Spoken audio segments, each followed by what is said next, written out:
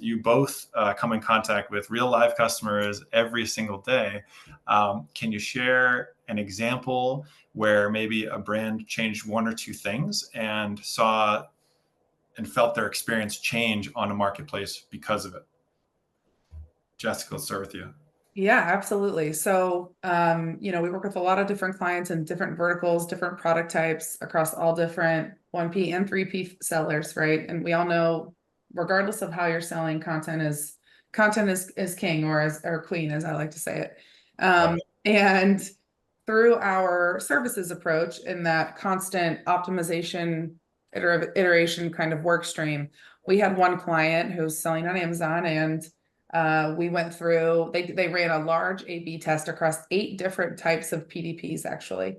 And with our proprietary draft generative AI content and optimized images being the, not to our own horn, but the clear winner. But all that to say is that the deep SEO research that we did, the Amazon search query, right, a deep research that we did, the image analysis on best-in-class image assets that work, all of those things across these 8 different types of PDPs, that number one PDP that operated or that performed the best was a 111% increase on conversion with 105% sales lift on that content.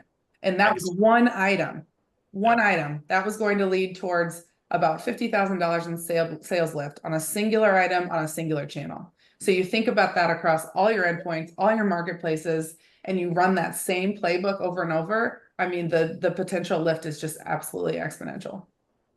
Yeah, I love that. Now, where were they in their marketplace journey? It sounds like they were already established a little bit to be able to use these tools. Is that the case? Do you need to be well established in order to use some of these tools, or can you get going maybe earlier in the process? No, I don't think so. I think you get it launched, and either you launch it with the basics and you take 60 days, right? And you go through this optimization process, and also I think this is a perfect case of, again, a test and learn scenario. Maybe you launch one listing with the basics, right? Content that you have, content that's been generated, just current state. And then you take another SKU and you do that little bit of deeper sort of approach and lens to say, does this really cover all of our key search terms? Does this cover ratings and reviews, kind of questions that we're getting answered?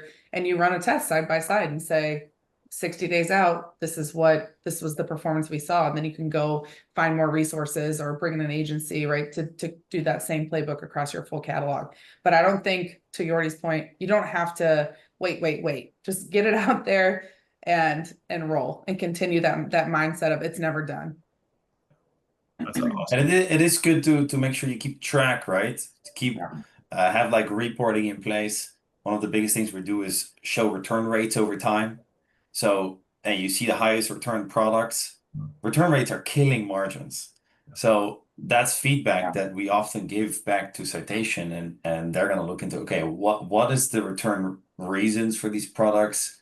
Should we, one, just turn it off because sometimes the return rates are just way too high to continue to sell the product? But 2, can we optimize the content and make sure it's more clear to whatever that piece is? Sometimes one of our refurbished sellers, they maybe wasn't clear enough in the content that it was refurbished. So they improved the content to make sure it was crystal clear, and then the return rates dropped. So generally speaking, I think, feedback that the insights into then optimizing content and track if that worked. Yeah, the feedback loop is key, because if you don't know that it worked, then what was the point?